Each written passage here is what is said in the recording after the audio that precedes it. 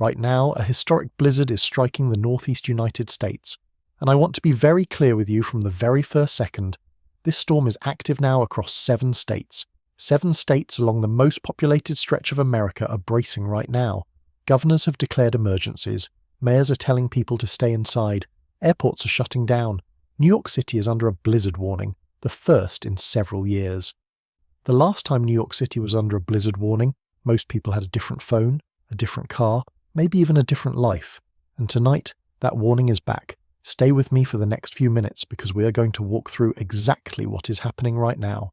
Why forecasters kept updating warnings with new data, what the storm peak may look like Sunday night into Monday, and we're also going to look at a risk many overlook and what this storm tells us about the winter we are living through right now.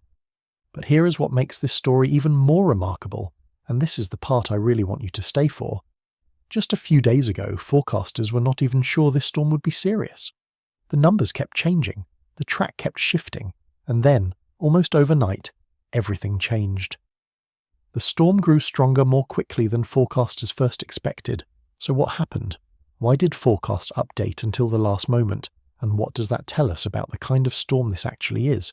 And if you are new here, subscribe, because over the next couple of days, we will be following this story as the storm unfolds and the region begins to dig out. Now, let us get into what is actually happening out there tonight. The storm hitting the northeast right now is not behaving the way winter storms usually behave, and that is the first thing you need to understand if you want to make sense of what is unfolding. Let me take you back just a few days. Earlier this week, meteorologists were tracking a weather system moving across the country. It looked like it had potential. It looked like it could bring snow to the northeast, but nobody was calling it historic. Nobody was using the word blizzard. In fact, most of the early forecasts showed this storm staying weak, clipping the coast, and moving out to sea without causing much trouble. That is what made sense. That is what the models were showing. That is what forecasters were telling people to expect. And then everything changed. Within a span of less than 2 days, the storm began to intensify in ways that caught even experienced meteorologists off guard. The National Weather Service started adjusting their forecasts. Snowfall totals that had been modest suddenly jumped. Blizzard warnings that had not been on anyone's radar suddenly appeared. And governors who had been monitoring the situation quietly suddenly went public with emergency declarations. Governor Lamont of Connecticut noted the forecast changed quickly in the last day. That sentence tells you everything you need to know about this storm. It did not slowly build. It did not give people a week to prepare. It grew fast, faster than anyone expected. And by the time forecasters realized how serious it was going to be, the storm was nearing the area. So what happened? Why did the forecast change so quickly? The answer has to do with the way coastal storms work along the northeast. These storms, often called nor'easters, form when cold air from Canada collides with warmer, moist air coming up from the Atlantic Ocean. When those two air masses meet in just the right way, the storm can rapidly intensify. Meteorologists call this process bombogenesis. What you need to understand is that when a storm does this, it becomes much stronger, much faster than normal storms do, and this storm did exactly that. As it moved up the coast, it tapped into a pocket of moisture over the Atlantic that was warmer than expected. At the same time, a blast of cold air was pushing down from the north. The two collided right over the most populated stretch of the eastern seaboard. The storm tightened. The winds picked up. The snow started falling harder and faster, and within hours what had been a manageable winter storm turned into something much bigger. But even that does not fully explain why forecasters were caught off guard. The truth is, early forecasts showed several possible paths for this storm. If it had tracked just a little farther offshore, most of the heavy snow would have fallen over the ocean. If it had moved a little slower, the cold air might not have been in place yet. If it had arrived a day earlier or a day later, the entire setup would have been different. Forecasting is not just about looking at one factor. It is about watching dozens of factors: temperature, wind direction, moisture levels, atmospheric pressure, and trying to predict how they will all come together. And when a storm is sitting right on the edge like this one was, even a small change in any one of those factors can completely change the outcome. That is what happened here. The storm stayed just close enough to the coast to dump heavy snow over major cities. It intensified just fast enough to pull in more moisture than anyone thought it would, and it met very cold air that was already in place. By the time forecasters realized all of this, the storm was already beginning. There was no time to ease people into the idea. There was no gradual build-up. It went from "this might be a problem" to "this is a major blizzard" in less than a day. And that is why millions of people across the Northeast are waking up this morning to a reality they were not fully prepared for. You can hear it in the tone of the emergency declarations. You can see it in the scramble to get plows on the road and salt on the highways. You can feel it in the way people are talking about this storm, not with the calm confidence of someone who saw it coming a week ago, but with the urgency of someone who just realized how serious this is. But changing fast was just the beginning, because what this storm does when it peaks is where the real story starts, and that is exactly what we need to talk about next. Let me take you through what is happening right now, state by state, community by community, because this storm is not affecting everyone the same way. Start with New York. New York City is under a blizzard warning for the first time in 9 years. That is not a small thing. Blizzard warnings are not issued lightly. They mean sustained winds, heavy snow, and visibility so low that travel becomes very difficult and risky during the heavier snow. The last time the city saw a warning like this, it was a different era. But tonight, the warning is back, and it is not just the city. Across the entire state of New York, communities are bracing.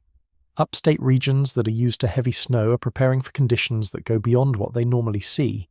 Coastal areas are watching for flooding. Suburbs are dealing with power outages before the worst of the storm has even arrived. And in New York City itself, a place where millions of people depend on public transit, where the subway system is the lifeblood of daily life, officials are telling people to stay home. Mayor Eric Adams held a press conference urging New Yorkers to avoid unnecessary travel. The message was clear. This is not the night to test the roads. This is not the morning to assume the trains will be running on time. This is the kind of storm where the safest place to be is inside. Move south to New Jersey. Governor Phil Murphy declared a state of emergency across New Jersey as the storm began to move in. That declaration gives the state the ability to mobilize resources quickly, to move equipment where it is needed most, to coordinate with local governments and emergency responders. It is the kind of step you take when you know the situation is serious. And in New Jersey, the situation is serious. The state is dealing with the same blizzard conditions as New York, but it is also facing something else: coastal flooding. Towns along the Jersey shore are watching the tide closely. Streets that are usually dry are filling with water, and when snow starts falling on top of that water, it creates a hidden danger that most people do not think about until it is too late. We're going to come back to that in just a moment, because it is one of the most dangerous parts of this storm and one of the least talked about. But for now, just know this. New Jersey is not just dealing with snow, it is dealing with water, wind, and snow all at the same time. Move north to Connecticut. Governor Lamont was one of the first officials to publicly acknowledge how quickly this storm escalated, and Connecticut is feeling the full force of it. Coastal communities are under flood warnings, inland areas are bracing for heavy snow. The state has prepositioned road crews and equipment, but even with preparation, there is only so much you can do when a storm like this moves in fast. The challenge in Connecticut is geography. The state sits right between the cold air coming down from the north and the moisture coming up from the ocean. That makes it a prime target for nor'easters, and this storm is hitting Connecticut in a way that forecasters are describing as significant. An official in New Haven urged people to stay off roads unless needed. That is the message across the state. And it is a message people are taking seriously because they remember the storms that came before. They remember the power outages. They remember the trees that came down. They remember what it is like when a winter storm does not just pass through, but settles in and stays. Move further north into Massachusetts and the rest of New England. Boston is bracing. Rhode Island is bracing. New Hampshire and Vermont are watching closely. These are states that know winter. These are communities that have plows ready, salt stockpiled, and emergency plans in place. But even with all of that, this storm is testing them. In Boston, officials are telling people to prepare for whiteout conditions. Visibility will drop to near zero at times. Winds will gust strong enough to knock down tree branches and power lines, and the snow will fall fast enough that even the best road crews will struggle to keep up. A National Weather Service meteorologist in Boston called it a serious winter system. New England has seen big storms before, but this one is arriving at a time when the ground is already cold, when the trees are already stressed from earlier winter weather, and when the infrastructure is already being pushed hard. Add a major blizzard on top of that, and you have a situation that requires everyone to be alert. Move south one more time to Delaware. Delaware is the quiet part of this story. but that does not mean it is unaffected. Coastal communities are dealing with the same flooding concerns as New Jersey. Inland areas are seeing snow, and across the state, officials are coordinating with neighboring states to make sure resources can move where they are needed most. The challenge in Delaware is that it sits at the southern edge of this storm. That means the worst conditions might stay just to the north, but it also means the state is vulnerable to sudden shifts in the storm track. If the system moves even slightly south, Delaware could see much heavier snow than currently expected. If it stays north, the state might escape with just a glancing blow. Right now, Delaware is in wait-and-see mode. But waiting does not mean doing nothing. It means being ready for whatever comes next. Because what is happening right now is just the beginning.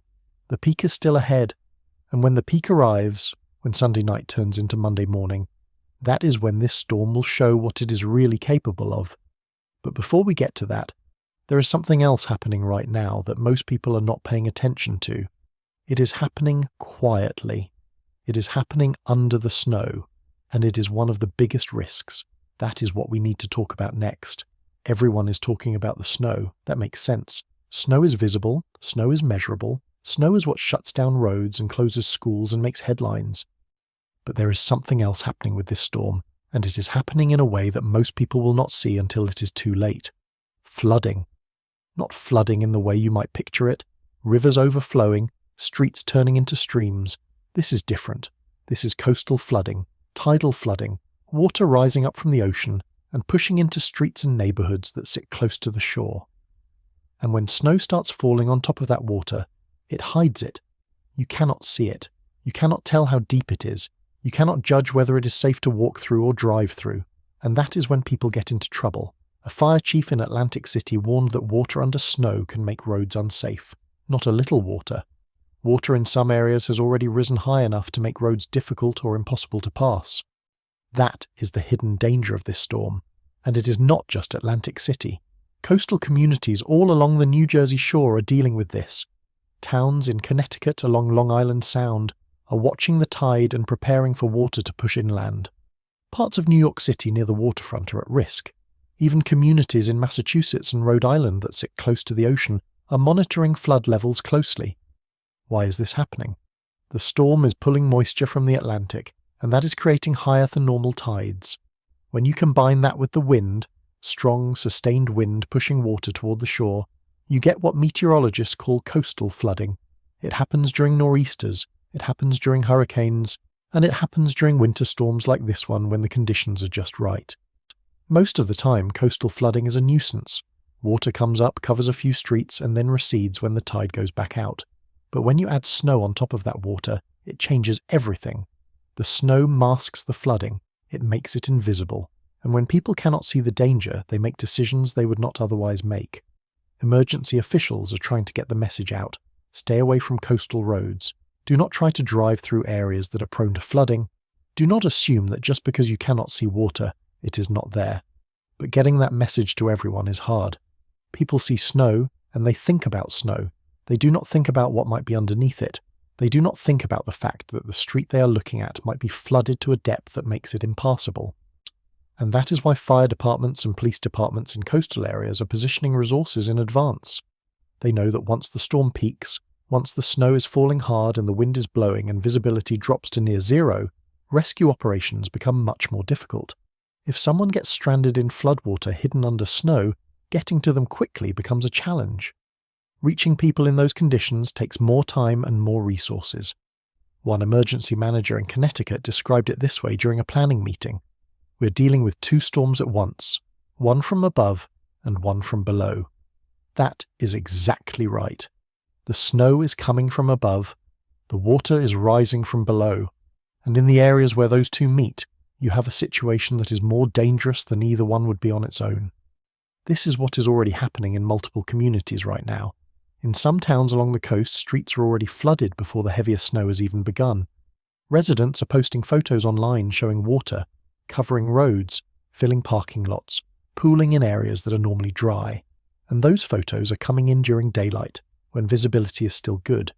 Imagine what those same streets will look like tonight, in the dark, with snow covering everything. The National Weather Service issued coastal flood warnings for parts of New Jersey, Connecticut, and New York.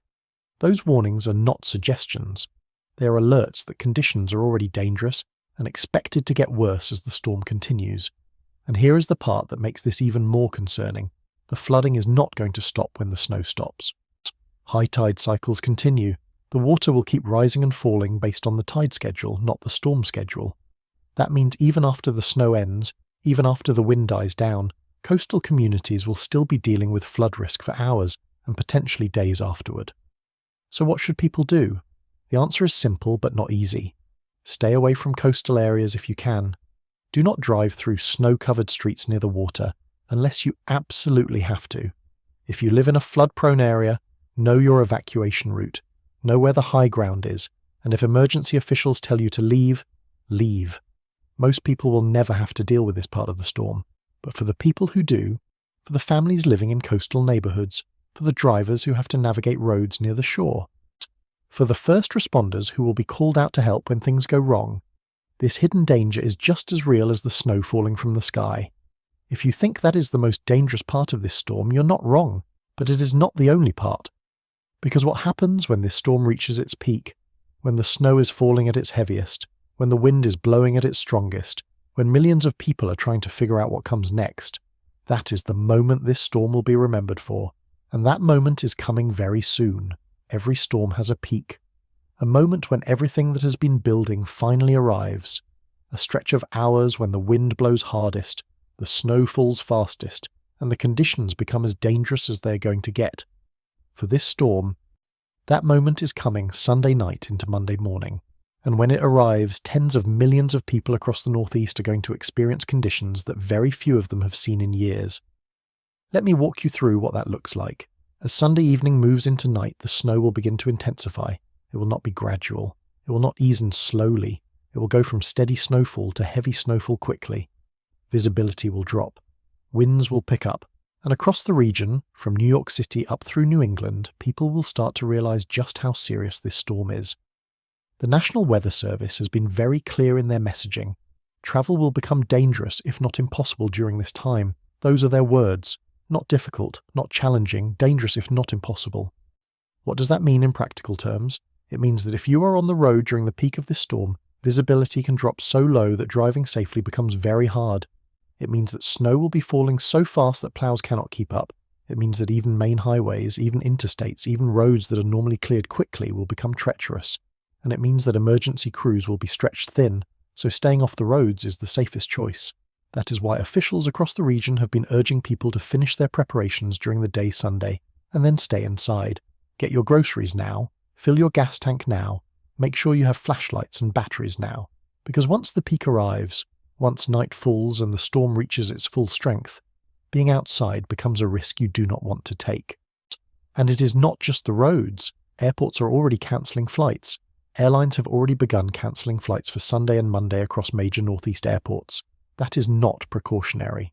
That is not airlines being overly cautious.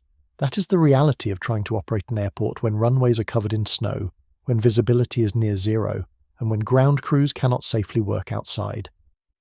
If you had plans to fly out of New York, Boston, Newark, or any other major airport in the Northeast this weekend, those plans are almost certainly changing. And if you were expecting someone to fly in, they are probably not coming. This is the kind of storm that shuts things down. Not partially, not in a few places, completely. But the peak is not just about transportation. It is about everything else that happens when a storm like this moves through. Power outages are a serious concern. Snow is heavy.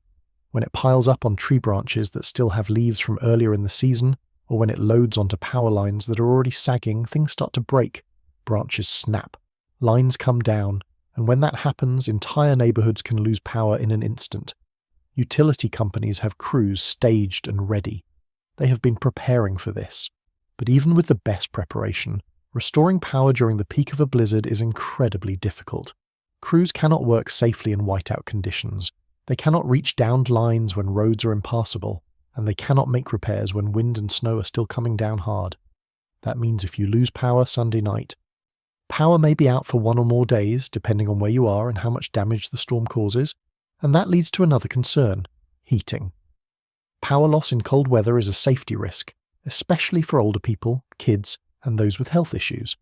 That is why emergency officials are opening warming centres in communities across the region. If you lose power and cannot stay warm at home, those centres are there for you. But getting to a warming centre during the peak of a blizzard is its own challenge. That is why the message keeps coming back to the same thing. Prepare before the storm peaks, not during. Now let us talk about Monday morning. For millions of people, Monday is a work day. Schools are supposed to be open, offices are supposed to be running, commutes are supposed to happen. But Monday morning is going to look very different across the Northeast. Many school districts have already announced closures. Businesses are telling employees to work from home. Transit agencies are warning that service may be delayed or suspended, and local governments are asking people to stay off the roads until ploughs have had a chance to clear the main routes. This is not going to be a normal Monday morning where you scrape off your car, brush off a little snow and head out. This is going to be a Monday morning where you look outside and realise that leaving the house is not really an option. And for the people who do have to go out, first responders, hospital workers, utility crews, plough drivers, Monday morning is going to be long and hard. These are the people who do not get to stay home. These are the people who have to be out there in the worst of it, making sure that everyone else stays safe. Because while the rest of us are inside, warm and dry, they are out there doing the work that keeps communities running. The peak of this storm is going to be intense, it is going to be uncomfortable, and for some people it is going to be genuinely difficult. But it is not going to last forever. Storms peak, and then they pass. The question is what happens next, and that is where things get a little more complicated, because forecasters are still refining details. There is still one major uncertainty about this storm, and it has to do with where the worst snow actually falls. That is what we need to talk about now. Even as this storm is happening, there is still one part of the forecast that is not entirely locked in. The exact location of the heaviest snow. You might be wondering how that's possible. The storm is already here. It is already snowing. How can forecasters still not know where the worst of it will hit? The answer has to do with the way nor'easters behave. These storms are notoriously difficult to predict with precision because they are so sensitive to small changes in their track. A shift in the storm's path means a shift in where the heaviest snow falls. And when you are talking about a storm that is moving along one of the most populated corridors in the country, those shifts matter. A National Weather Service meteorologist said this storm has significant size. That tells you two things. First, this storm is big. It is strong. It is going to affect a lot of people no matter where the exact centre of it tracks. But second, and this is the part that matters most, the word magnitude also implies uncertainty. A storm this large has a lot of moving parts, and predicting exactly how all of those parts will come together is not simple. Here is what forecasters are watching. The storm is moving up the coast. As it does, it is pulling in cold air from the north and moisture from the Atlantic. The place where those two things meet, the place where the coldest air collides with the heaviest moisture, is where the most intense snow will fall. But that line is not stationary. It shifts based on the storm's exact track. A coastal track could bring heavier snow inland. Cities and towns that were expecting heavy snow get buried. Communities that were on the edge of the forecast suddenly find themselves in the bullseye. If the storm tracks a little farther offshore, the opposite happens. The heavier snow stays over the water, coastal cities still get hit, but the worst conditions stay just out of reach. Inland areas get less snow than expected, and the entire forecast shifts. Right now, forecasters believe the storm is tracking close enough to the coast to bring heavy snow to major population centres. New York City, Boston, Hartford, Providence. All of them are expected to see significant snow. But the exact amounts, the exact intensity, the exact duration, those details are still being refined in real time. And that is not because forecasters are not doing their job. It is because this is how nor'easters work. They are temperamental, they are sensitive, and they do not always follow the script. There is a saying among meteorologists in the Northeast, forecast the storm, not the snowfall total. What that means is that predicting the overall pattern, the fact that a major storm is coming, is relatively straightforward. But predicting exactly where the heaviest snow will fall down to the neighbourhood level is much harder. And when you're dealing with a storm that is intensifying rapidly, when you're dealing with a system that is sitting right on the edge of multiple possible outcomes, details can shift as the storm nears. So what does that mean for people on the ground? It means that even if you have been following the forecast closely, even if you have been checking the National Weather Service updates every few hours, you still need to be prepared for conditions to be either better or worse than expected. If you are in an area that is forecast to get heavy snow, prepare for heavy snow. But also understand that if the storm shifts just slightly, you might get even more. If you are in an area that is forecast to be on the edge, do not assume you're going to escape this storm. You might end up right in the middle of it. This is why emergency officials keep emphasizing preparation over prediction. The exact track is still being refined, so preparing for a range of conditions is the wisest approach. But you can control whether you have food in the house, whether you have a way to stay warm if the power goes out, and whether you are ready to stay inside for a day or two if necessary. The National Weather Service has been updating their forecasts regularly. They will continue to do so as the storm unfolds. And if you are in the affected region, those updates are worth checking. Not because the forecast is unreliable, but because it is being refined in real time as new information comes in.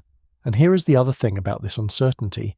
It is not just about snow totals. It is also about wind. It is about visibility. It is about how long the storm lasts. A storm that drops heavy snow for 6 hours is very different from a storm that drops heavy snow for 12 hours.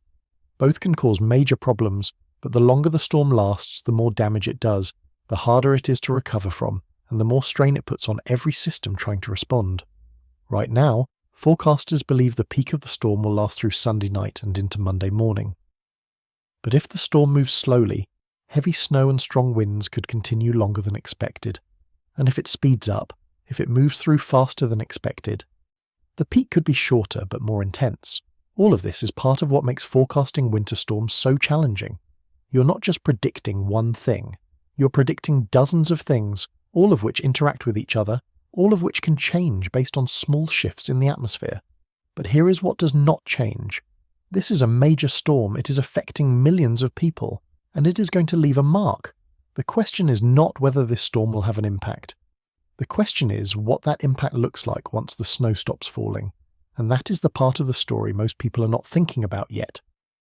But they should be, because what happens after the storm ends is often just as important as what happens during it, and that is where we are headed next. There is a moment in every big storm when the snow finally stops falling, the wind dies down, the clouds start to break apart, and people look outside and see streets, rooftops and yards covered in heavy snow. That moment is coming. It is not here yet, but it is coming. And when it arrives, the people of the Northeast are going to step outside and face a very different kind of challenge. Because the storm ending is not the end of the story. Let me tell you what happens next. First, there is the cleanup. And when I say cleanup, I am not talking about brushing a little snow off your car and calling it done. I am talking about snow measured in feet, not inches. Snow piling up on roofs, driveways, cars, sidewalks, and streets. This deep snow takes days to clear. Cities will bring in plows, front-end loaders, dump trucks. They will work around the clock to clear the main roads first, then the side streets, then the neighborhoods. But even with every piece of equipment they have, even with crews working non-stop, it takes time. And while that work is happening, life does not just stop. People still need to get to work. Deliveries still need to be made. Emergency vehicles still need to be able to move. That is where the frustration starts. Streets that are still blocked, driveways that are still buried, parking spots that are still invisible under mounds of snow, and the longer it takes to clear everything, the more that frustration builds. But it is not just about frustration, it is also about danger. When snow melts during the day and refreezes at night, it turns into ice. Sidewalks become skating rinks. Steps become hazards. Driveways become impossible to walk on without risking a fall. And for older people, for anyone with mobility issues, that ice creates real hazards, especially for anyone who has difficulty walking. Falls on ice, overexertion from shoveling, and exposure to extreme cold are common concerns after storms like this. These are the hidden costs of a storm like this.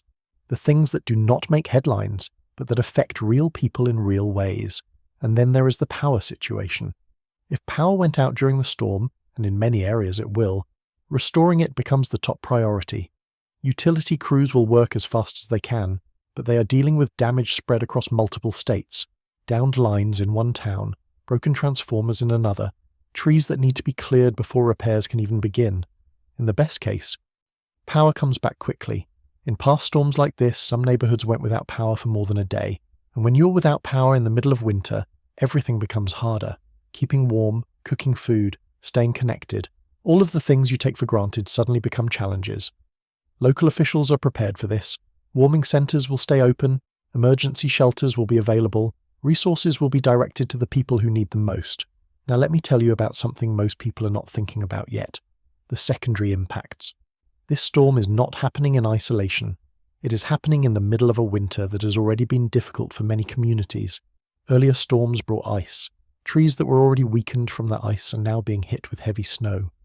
Power lines that were already strained are now being pushed even harder. That means the infrastructure is not starting from a position of strength. It is starting from a position of stress. And when you add a major blizzard on top of that stress, things break. Roads that were already in rough shape get worse. When temperatures drop sharply after a storm, pipes in older or poorly insulated homes can freeze.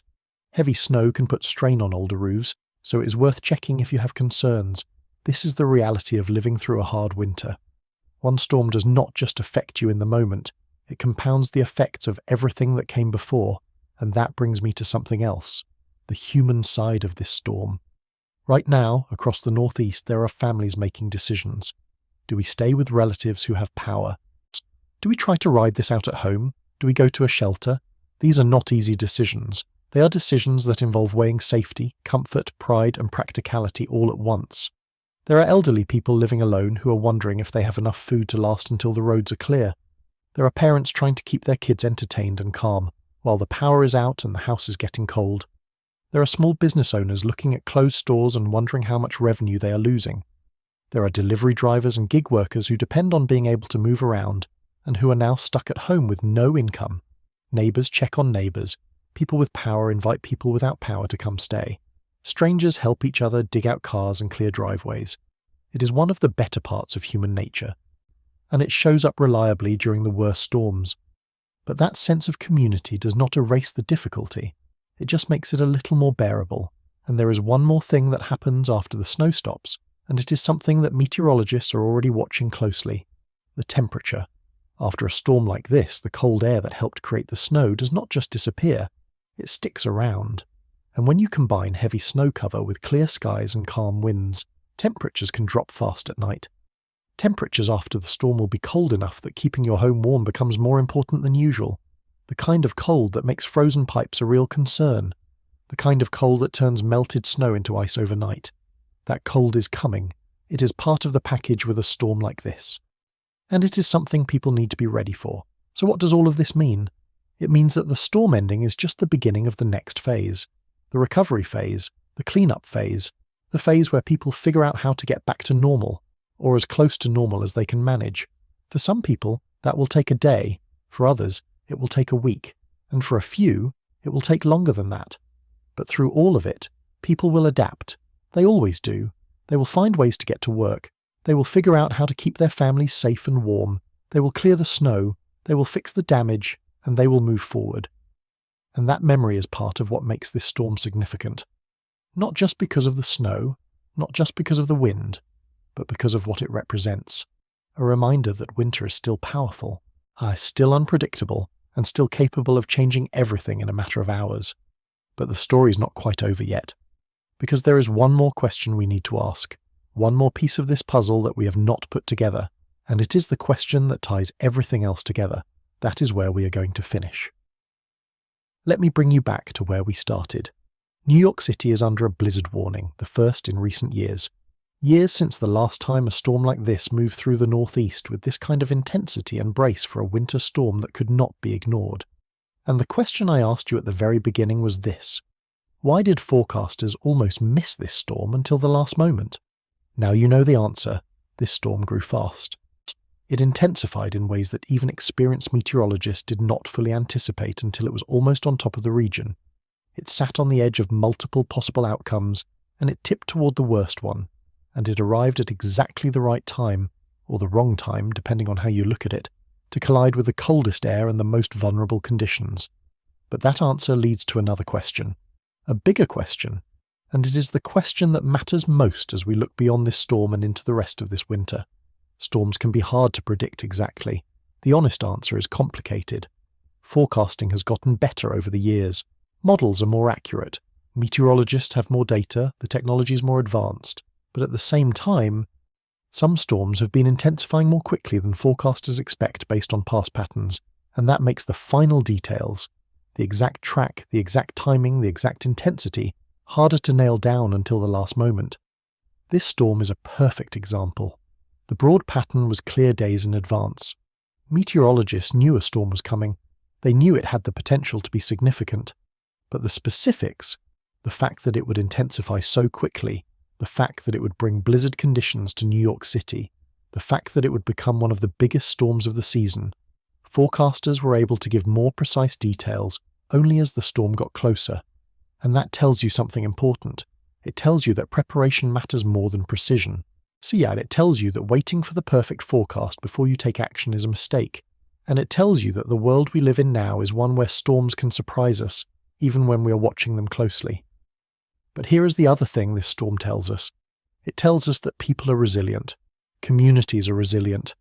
And even when a storm like this comes through and shuts everything down, and makes life difficult for millions of people, we adapt. We find a way through. Right now, as I am recording this, the storm is still unfolding. The snow is still falling. The wind is still blowing. And millions of people are still waiting for the worst of it to pass. By the time you watch this video, the storm may be over. The cleanup may have already started. The roads may already be clearing. Or maybe the storm is still raging. And you are watching this from inside, waiting for it to end. Either way, the story continues. Because storms do not just happen and disappear. They leave marks. They change routines. They force people to slow down and remember that winter storms remind us how quickly conditions can change. Before we wrap up, a few simple reminders. If you are in the Northeast right now, stay safe. Check on your neighbours. Help someone who needs it. And when this storm is over, take a moment to appreciate the people who kept the lights on, who cleared the roads, and who made sure that everyone got through this as safely as possible. And if you are watching this from somewhere else, somewhere warm, somewhere far away from the snow, remember that winter is not over. Remember that storms like this can happen anywhere. And remember that preparation is not something you do when the forecast looks bad. It is something you do before the forecast even exists. Now, I want to hear from you. Drop a comment and tell me where you are right now. Are you in the middle of this storm? Are you watching it from a distance? Did you grow up in the Northeast and remember other storms like this? Or is this your first time seeing a blizzard like this? I read every comment, and I want to know your story. And if you found this video helpful, if it gave you a clear picture of what is happening and why it matters, hit that like button, share this with someone who needs to see it. And subscribe, because we are going to keep following this story as the region digs out and moves forward. Thank you for watching, stay safe, and I will see you in the next one.